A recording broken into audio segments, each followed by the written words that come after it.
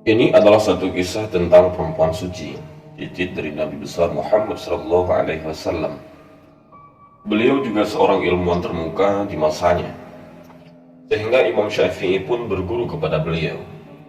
Namanya adalah Sayyidah Nafisah, lahir pada tahun 145 Hijriah sampai 208 Hijriah. Makamnya berada di Kairo, Mesir. Sampai sekarang masih dipenuhi para peziarah. Di luar Masjid Sayyidah Nafisah dijual buku yang mengupas biografi perempuan yang disebut-sebut sebagai sumber pengetahuan keislaman yang berharga. Bahkan sebahagian orang mengkategorikannya sebagai wali perempuan dengan sejumlah karamatnya. Sejak kecil, Sayyidah Nafisah sudah menghafal Al-Quran dan setiap selesai membaca Al-Quran, beliau selalu berdoa, "Ya Allah, mudahkanlah aku untuk berziarah ke makam Nabi Ibrahim." Beliau memahami bahwa Nabi Ibrahim adalah bapa Nabi Muhammad lewat jalur Nabi Ismail yang keturunan Nabi Ibrahim. Sedangkan Sayyidah Nafisah sendiri adalah keturunan dari Nabi Muhammad SAW.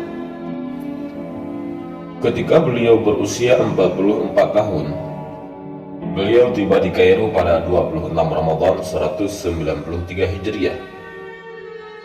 Kabar kedatangan perempuan yang luar biasa ini telah menyebar luas. Ia pun disambut oleh penduduk Kairo yang merasa bersyukur didatangi oleh Sayyidah Nafisah.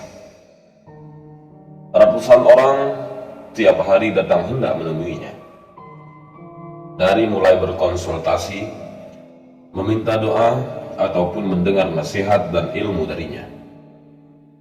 Bahkan dikabarkan banyak yang sampai berkemping bermalam di luar kediamannya, menunggu kesempatan untuk bisa bertemu. Lambat laun Sayyidah Nafisah merasa waktunya tersita melayani umat. Beliau memutuskan untuk meninggalkan Kairo dan kembali ke Madinah agar bisa berdekatan dengan makam kakeknya, yaitu Nabi besar Muhammad SAW. Tetapi penduduk Kairo keberatan dan meminta agar Sayyidah Nafisah membatalkan keputusannya untuk balik ke Madinah. Pada saat itu gubernur Mesir pun turun tangan. Ia melobi Sayyidah Nafisah untuk bertahan di Kairo. Gubernur menyediakan tempat yang lebih besar baginya, sehingga kediamannya bisa menampung umat lebih banyak. Gubernur juga menyarankan agar ia menerima umat hanya pada hari Rabu dan Sabtu saja. Di luar waktu itu, ia bisa kembali berkhalwat beribadah menyendiri. Gubernur menunggu beberapa saat, dan sementara Sayyidah Nafisah terlihat diam, menunggu petunjuk Allah. Akhirnya setelah mendapatkan izin dari Allah, ia pun menerima tawaran gubernur dan memutuskan tinggal di Kairo sampai ajal menjemputnya. Sebelum tiba di Mesir, Imam Asy-Syafi'i sudah lama mendengar ketokohan perempuan ulama ini dan mendengar pula bahwa banyak ulama yang datang ke rumahnya untuk mendengarkan pengajian dan ceramahnya. Imam Syafi'i datang ke kota ini 5 tahun sesudah Sayyidah Nafisah. Beberapa waktu kemudian, Imam Syafi'i meminta bertemu dengannya di rumahnya. Sayyidah Nafisah menyambutnya dengan seluruh kehangatan dan kegembiraan. Perjumpaan itu dilanjutkan dengan pertemuan-pertemuan yang sering. Masing-masing saling mengagumi tingkat keserjanaan dan intelektualitasnya. Dan bila Imam Syafi'i berangkat untuk mengajar di Masjid Fustat, beliau mampir ke rumahnya. Begitu juga ketika pulang kembali ke rumahnya.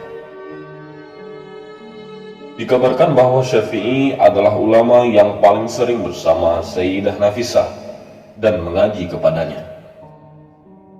Justru dalam status Imam Syafi'i sebagai tokoh besar dalam bidang usul fiqh dan fikih, kita tahu bahwa sebelum datang ke Mesir, Imam Syafi'i sudah terlebih dahulu terkenal dan harum namanya di Baghdad. Fatwa-fatwa Imam Syafi'i di Baghdad dikenal sebagai kaul qadim, sedangkan fatwa beliau di Kairo dikategorikan sebagai kaul jadid. Pada bulan Ramadan, Imam Syafi'i juga sering sholat tarawih bersama Sayyidah Nafisah di masjid ulama perempuan ini. Begitulah kedekatan kedua orang hebat ini. Manakala Imam Syafi'i sakit, ia memutuskan sahabatnya untuk meminta Sayyidah Nafisah mendoakan bagi kesembuhannya. Dan begitu sahabatnya kembali, sang imam tampak sudah sembuh. Ketika dalam beberapa waktu kemudian, Imam Syafi'i pun sakit parah kembali. Sahabat tersebut dimintanya kembali menemui Sayyidah Nafisah untuk keperluan yang sama, yaitu meminta didoakan. Kali ini Sayyidah Nafisah hanya mengatakan, semoga Allah memberinya kegembiraan ketika berjumpa dengannya. Mendengar ucapan sahabat sekaligus gurunya itu, Imam Syafi'i segera paham bahwa waktunya sudah akan tiba. Imam kemudian berwasiat kepada murid utamanya, yaitu Al-Buwaiti, meminta agar Sayyidah Nafisah menyolati jenazahnya jika kelak dirinya wafat. Dan ketika Imam Syafi'i kemudian wafat, jenazahnya dibawa ke rumah sang ulama perempuan tersebut untuk disolatkan. Di antara nasihat Sayyidah Nafisah kepada para muridnya adalah, jika kalian ingin berkecukupan, tidak menjadi miskin, bacalah Quran Surat Al-Waqiah. Jika kalian ingin tetap dalam keimanan Islam, bacalah Quran Surat Al-Mulk. Jika kalian ingin tidak kehausan pada hari dikumpulkan di akhirat, bacalah Quran Surat Al-Fatihah. Dan jika kalian ingin minum air telaga Nabi di akhirat, maka bacalah Quran Surat Al-Kautsar. Sayyidah Nafisah adalah fakta sejarah bahwa seorang perempuan bisa menjadi seorang ulama tersohor, bahkan menjadi guru bagi salah satu ulama pendiri mazhab, yaitu Imam Syafi'i.